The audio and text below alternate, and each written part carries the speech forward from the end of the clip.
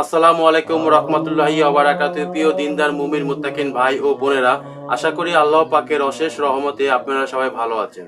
আজকের আলোচনার বিষয় হচ্ছে গিয়ে গাড়িতে ওঠার সময় কোন দোয়াটি পাঠ করব, যানবাহনে ওঠার সময় কোন দোয়াটি পাঠ করব, এবং যে কোনো পরিবহনে ওঠার সময় এবং পরিবহন চলাকালীন অবস্থায় বেশ কিছু গুরুত্বপূর্ণ আমল রয়েছে।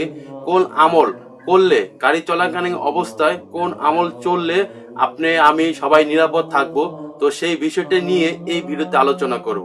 তাই ভিডিওটি সম্পূর্ণ যদি আপনি দেখেন তাহলে জানতে পারবেন যে যানবাহনে চলাকালীন অবস্থায় কোন আমল করতে হয় এবং গাড়িতে ওঠার সময় বিশেষ কোন দোয়াটি পাঠ করতে হয়। পাঠ করলে আমরা নিরাপদ থাকতে পারবো। কেউ মুসলমান ভাই ও বোনেরা, বর্তমান যানবাহন গাড়ি ঘোড়া রাস্তাঘাটে যে পরিস্থিতি, যে অবস্থায় প্রায় দুর্ঘটনা ঘটে, তো এই বিভিন্ন ধরনের দুর্ঘটনার হাত থেকে নিজেকে রক্ষা করার জন্য কোরআন এবং হাদিসে বেশ কিছু দোয়া এবং আমল রয়েছে।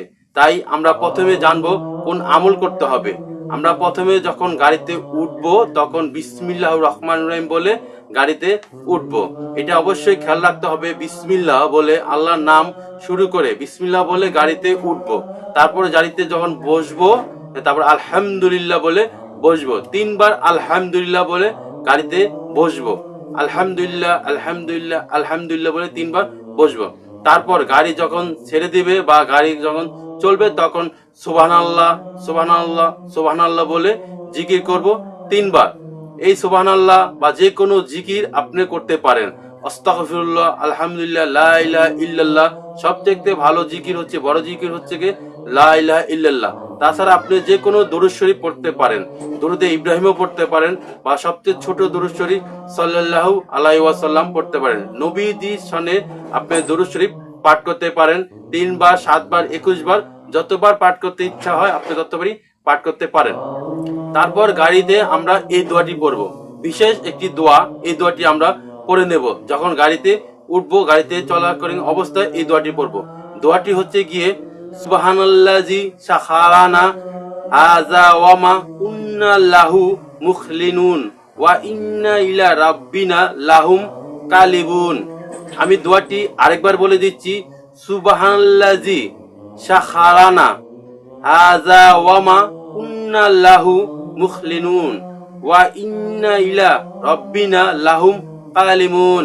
এই দোয়াটি আমরা পড়তে পারি। যানবাহন যখন চলবে তখন এই দোয়াটি আমরা পড়ব, এবং কি দোয়া আপনি যতবার খুশি ততবারই পড়তে পারেন। প্রিয় মুসলমান ভাই ও বোনেরা, দোয়াটি আমি আরেকবার সহিশুদ্ধভাবে উচ্চারণ করে বলে দিচ্ছি, সুবহানাল্লাযী সাখালানা হাযা ওয়া মা কুন্না লাহু মুখলিনুন ওয়া ইন্না ইলা রাব্বিনা লাহুম কালিবুন। প্রিয় মুমিন মুত্তাকিন ভাই ও বোনেরা, গাড়িতে চলাকালীন অবস্থায় এই দোয়াটি আমরা অবশ্যই শিখে নেব, এবং অবশ্যই শিখে এটা গাড়িতে ওঠার সময় আমরা অভ্যাস করে নেব দোয়াটি পড়ার জন্য। তাহলে আমরা বিভিন্ন প্রকারের সমস্যা, গাড়ি বিভিন্ন ধরনের অ্যাক্সিডেন্টের হাত থেকে আমরা অবশ্যই রক্ষা পাবো। তাই আমরা যাতে এই দোয়াটি পাঠ করতে পারি এবং গাড়িতে ওঠার সময় বিভিন্ন যে আমল জিকির করতে পারি, বিভিন্ন ধরনের জিকির করতে পারি।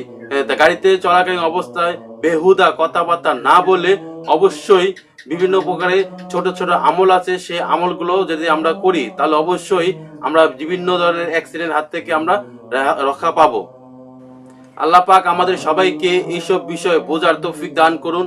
আমিন সুম্মা আমিন। সবাই ভালো থাকবেন, সুস্থ থাকবেন। ভিডিওকে লাইক এবং সাবস্ক্রাইব করবেন। আসসালামু আলাইকুম রহমতুল্লাহি ওয়া বারাকাতুহু।